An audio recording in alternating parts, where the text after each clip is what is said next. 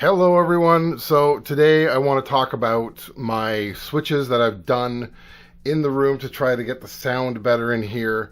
It's something that I've always fought with, and I want to talk about why I chose what I did.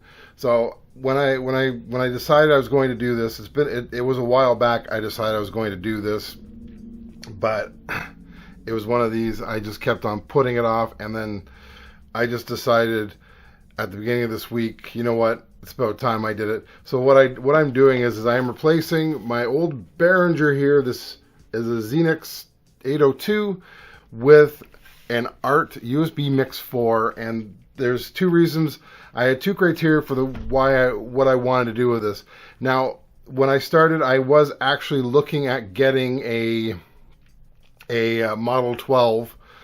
My two biggest reasons for not getting the Model 12 is it's bigger than what I wanted. I wanted something with a smaller footprint because it's sitting on top of my desktop computer, and I also wanted something, and also the Model 12 is expensive, and I was like, do I really want to fork out all that money when I'm only going to be using it as a mixer so that I can make videos and show you how to do things on the Model 12, the Model 24, and the DP32. And the other reason why I was considering a Model 12 was that way I would have access to the Model 12, the Model 16, and the Model 24, because the Model 12 and 24 would be in here, and the Model 16 is at the church, and I could easily access all three, and it would have been a great idea. It would have been excuse me. It would have been, it just would have been a great thing to have, because then I would have access to all three of them. But I decided against that because it was just a little too expensive. I thought about the Tascam Mix. I'm not sure what it's called. The one they made for podcasting. I thought about that, and I'm like, yeah, that's still a lot of money to put out. I want to try to keep it under $200, and I really only needed certain things now, because all I really need it for is a microphone and a way to input my consoles into the system so that everything's coming through the system and it sounds good.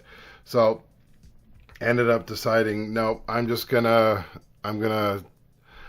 buy something small, because I want something small, and I want to be able to just do this stuff with it. So I did have to sacrifice some stuff, because it's a USB system. Like the nice thing is it's USB, it's direct in. I had to sacrifice a camera. This was my father's camera. Had this forever. I used this forever. I stopped using it because it started to fail on me for no reason. I would just I would be doing a video and suddenly out it goes. And so I bought the Logitech one, which is a much better picture. Of course, it's newer. That's probably why. And I had that one on the other side, and you would see it if I would switch like here. It would switch to the other camera. It doesn't anymore because I've now switched everything over. I want to do that anyways because I wanted to show you the system that I got here now.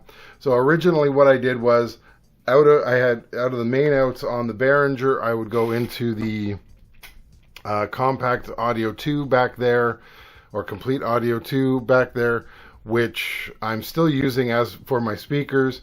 I'm redoing this video because I ended up finding that I was getting like a wicked echo because something was not right. So I fixed that now. So I have the complete audio back there. I'm still using it. I haven't fully committed to getting rid of it. I like it. I could get rid of it, and I could just use everything on this just by switching this to loop back here. So then it would use the main outs would be coming from the USB. I could do that. I've thought about it. At the moment, no. I'm happy with what I have going on right now. That's what I'm going to leave it as. But like I said, I got rid of some cables by doing this. I reclaimed some cables. Let's say that instead, because now I can use these cables for something else. So they're not cluttering up the desk. And like this whole area was just covered in cables because of the way the old system was.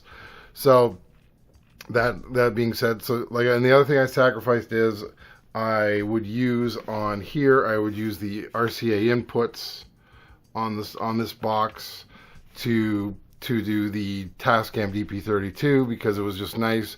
It was all there. Well, actually, I went through a lot of different iterations. That was the final one that I stood on, and it actually worked very well. I had issues with everything the other one. The only problem was whatever came in there, however loud it was, it would just blast through the system. So I had to fiddle with stuff. And it was, like I said, it was an absolute mess. So what I love about this, like I said, as you can see, the footprint is a lot smaller. If I take this one and I put it over top, you can see it's a much smaller device. And I didn't want anything bigger. I wanted something that would sit on here. Now I have it sitting diagonal just because it's nice. I could have it sitting like across the system there, like across computer. Don't have to. And I have in here, I've already put them in.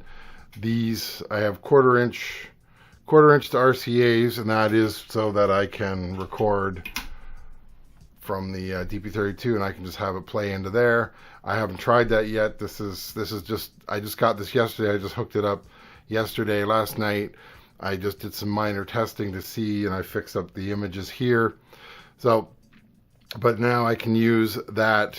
Now, as you can see, the green lights are going, which is good. It means I haven't peaked it. And it does have phantom power. It has two inputs. It even has a dry channel, as it's called, channel 1, 2. So what happens is if you do that, if you're using it for a DAW, then you have like a channel 1 and a 2. It's not a mixer anymore. It's two separate devices, and they're dry, meaning that there's no effects running through them or anything. It doesn't blend them. So it more or less turns off this channel right here, which in this case, I just want it as a mixer because that's all I want to use it for. So as I have it set up right now, it's working great. Yeah, so hopefully this will fix a lot of the issues that I've had with trying to get sound to work. I'm really hoping this is the be all end all. And as I said, I might just down the road and switch over. Now, there are some advantages to switching as well, which I didn't really think about. The old Behringer here had a separate power source, of course, because it has no USB on it, and I would have to plug in, and I had it plugged into my rack system. So every time I used the mixer, I had to turn on the rack, and so I'm using all this power. And of course, this is my office for work as well. So when I'm doing a meeting online, I'm using my microphone up here for it and everything. And then I would end up having to run that. So that would always be on. So as I'm working for 8 hours, that would be on for 8 hours as well. So all that, whatever was in there that needed power was getting power as well. Now I don't have to use it. Like right now, I don't even have it turned on, which is really nice. And the other thing is now everything is run by the computer. So as soon as I'm done for the day, I shut down. Not only do I shut down my computer, I shut down my mixer. I don't have to worry about anything. Everything is always there. So that's also a bonus. So once again, thanks for watching. I am selling this. If you follow me on Kijiji, or if you follow me on Facebook, I am selling that. I currently have a buyer. I might even have a buyer. It might be sold before I leave today. Like before I finish publishing this video, who knows? So that's what's going on. So hopefully this helps. Let me know what you think, and I'll talk to you later. Bye.